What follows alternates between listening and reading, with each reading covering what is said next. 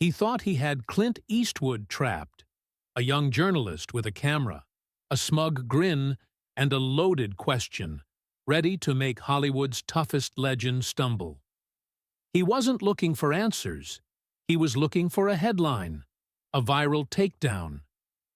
But Clint Eastwood doesn't stumble. He doesn't flinch. And within seconds, the hunter became the hunted. By the time it was over, the only thing left of that journalist was his humiliation. The ballroom at the Beverly Wilshire Hotel was a spectacle of wealth and status. Crystal chandeliers cast a warm glow across gold-trimmed walls, their reflections shimmering in half-filled glasses of bourbon and champagne. The air carried the scent of aged whiskey, expensive perfume, and something less tangible but just as thick: Hollywood politics. A-listers, studio heads, and media elites floated from table to table, murmuring about industry deals and the latest scandals. The event was, on paper, a charity gala for veterans' mental health. Some attendees genuinely cared about the cause. But for most, it was just another opportunity to be seen, to network, to reinforce their place in the pecking order. And then Clint Eastwood walked in. There was no grand entrance, no entourage trailing behind him. Just him, in a well-tailored black suit, moving with the quiet confidence of a man who didn't need to be announced. At 94 years old, he moved slower than he once did. But there was still something in his posture, something in his sharp gaze scanning the room, that commanded respect. Conversations stuttered mid-sentence. Heads turned subtly in his direction. Some guests whispered to their companions, stealing glances his way. He wasn't the kind of celebrity you fawned over. You acknowledged him. You respected him. Eastwood made his way toward the bar, greeting a few longtime friends with a firm handshake. He exchanged words with a retired general, chuckling at an old war story. His voice was low, steady, measured, the kind of voice that carried weight without needing to be raised. Across the room, a young journalist watched him like a predator eyeing its prey. Brandon Keller was 29, a rising journalist in progressive media.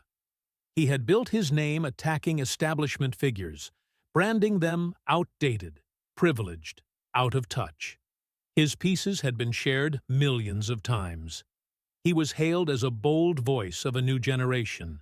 His growing influence thrived on confrontation, viral takedowns, and carefully edited interviews designed to make conservative icons look foolish. Tonight, he saw an opportunity. Clint Eastwood, a living relic, an unapologetic conservative, a symbol of everything Keller believed Hollywood needed to leave behind. If he could publicly challenge Eastwood, catch him in a misstep, maybe even a politically incorrect statement, it would go viral overnight. Keller smoothed his tie, grabbed his phone, already set to record, and started toward the bar. He wasn't nervous.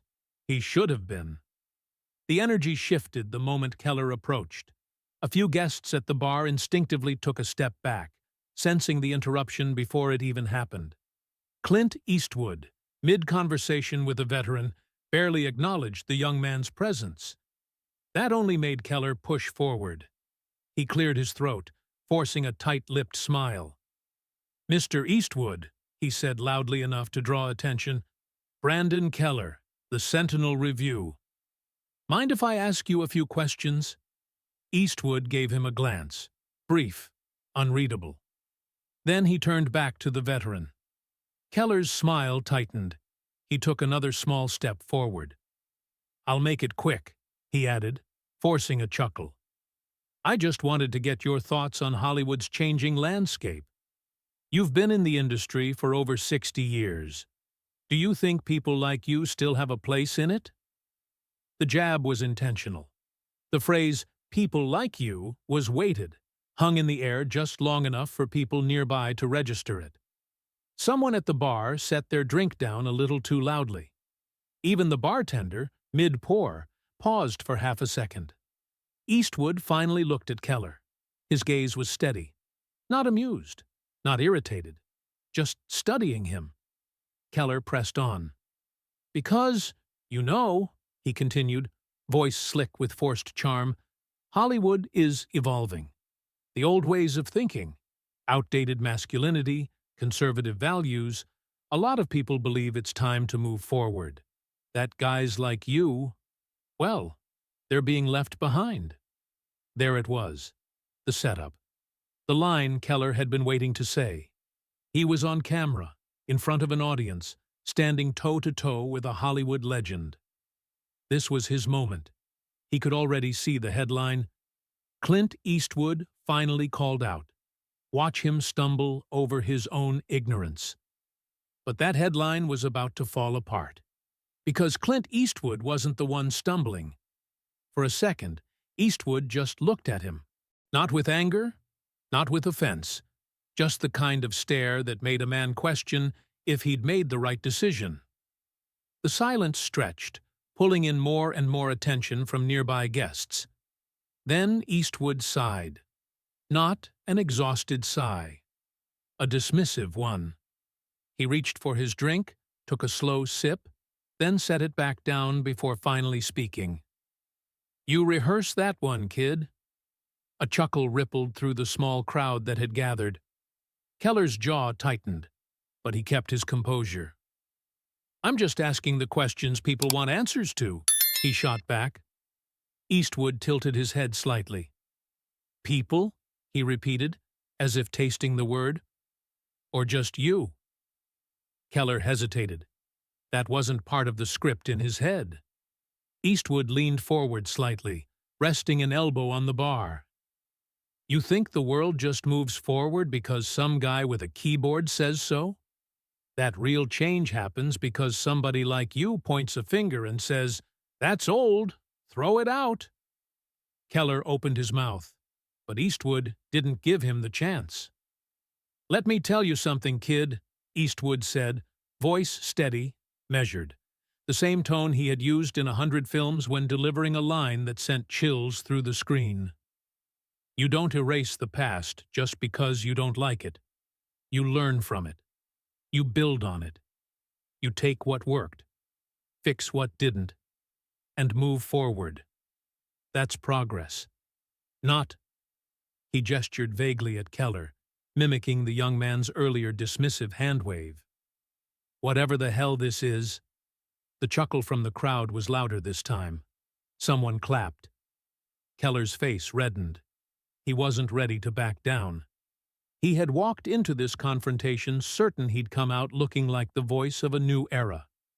Instead, he was about to be the one erased. Keller forced a tight-lipped smirk, adjusting his posture like he still had control. He didn't, but he hadn't figured that out yet. He cleared his throat, scrambling for a comeback. "With all due respect, Mr. Eastwood," he said, his voice slightly tighter than before, "it's easy for you to talk about learning from the past when you were part of a generation that had it easier." A ripple of discomfort spread through the onlookers. A few guests exchanged glances. Some just raised their eyebrows, unimpressed by the weak argument. Eastwood let out a short, dry laugh, shaking his head. "Easier," he repeated, like Keller had just said the dumbest thing of the night. The way he said it made Keller suddenly regret opening his mouth. "I started in Hollywood when they still told guys like me to change their names because they sounded too rough." Eastwood's voice was calm, but there was weight behind it. "I worked as a bricklayer before I ever stepped in front of a camera. You think it was easier?" The silence was thick enough to cut with a knife. "You ever had to shovel asphalt in the middle of summer just to afford a meal?" Keller blinked. He had not been prepared for that. But Eastwood wasn't done. "I've seen guys like you before," he continued, taking another sip of his drink. "Looking for a soundbite, hoping to make a scene. But here's the thing." He set his glass down with a quiet clink. You walked in here thinking I was going to fold, that I'd get mad, stumble over my words, maybe even storm off." He shrugged, shaking his head. "But I don't do performances on command. That's your job." The audience laughed again. This time, not just a few people, nearly half the room. A couple of guests actually applauded. Keller felt it, that creeping awareness that this wasn't going the way he planned. And it was about to get worse. Keller's confidence cracked, but he refused to show it. He straightened his shoulders, trying to regain the upper hand. "All right," he said, forcing a smirk. "So maybe you had some struggles. But don't you think there's a reason people your age are being left behind in Hollywood? Maybe audiences don't want outdated ideas shoved down their throats anymore." Eastwood let out a slow, knowing chuckle. Not amused, just disappointed. He shook his head. "Left behind?" he repeated. He let the words settle for a beat. Then he leaned forward slightly. "Son, I've outlived entire Hollywood trends, been written off more times than I can count. And yet," he gestured toward the ballroom, "here I am, and here you are, at my table, at my event, using my name to try and make a headline." Keller had no response to that. He opened his mouth. Nothing came out. Someone in the crowd muttered, "Damn." A woman nearby hid a smile behind her glass of wine. The moment stretched, the weight of it settling in. Keller's audience wasn't on his side anymore. They weren't nodding along, waiting for him to take down a Hollywood relic. They were watching him squirm. The silence became unbearable. So Keller scrambled for an escape. "I just think people deserve better," he blurted out, the words spilling out faster than he meant. "Better stories, better representation, better—" Eastwood cut him off, with a slow, knowing nod. "So tell him one." Keller blinked. "What? You keep saying what people don't want." Eastwood leaned back in his chair. "So tell him what they do want." He spread his hands, as if giving Keller the stage. "Go ahead. Right now. Say something that'll matter more than the movies I've made, the people I've worked with, the history I've been a part of." Keller's breath caught. He had nothing. His hands curled slightly at his sides. His entire game had been about tearing someone else down. But now, standing in front of Clint Eastwood, he was being asked to build something instead. And he couldn't do it. A small, humiliating bead of sweat formed at his temple. He tried to ignore the way the room felt smaller, the way people were whispering, the way his own plan had turned against him. "Thought so," Eastwood finally said, picking up his drink again. The crowd laughed once more. But this time, it wasn't just amusement. It was finality. The conversation was over. Keller had lost. And he knew it. Brandon Keller swallowed hard. The heat of humiliation spread across his face. He had walked into this confrontation certain that he'd come out looking like the voice of a new era. Instead, he stood there, exposed, stripped down to nothing but a young man who had overestimated himself in the presence of someone who had already seen it all. The chatter in the room resumed. Laughter hummed through the air.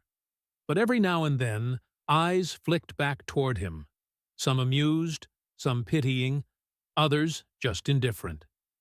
Keller hated that last one the most, because that meant he wasn't even worth the outrage.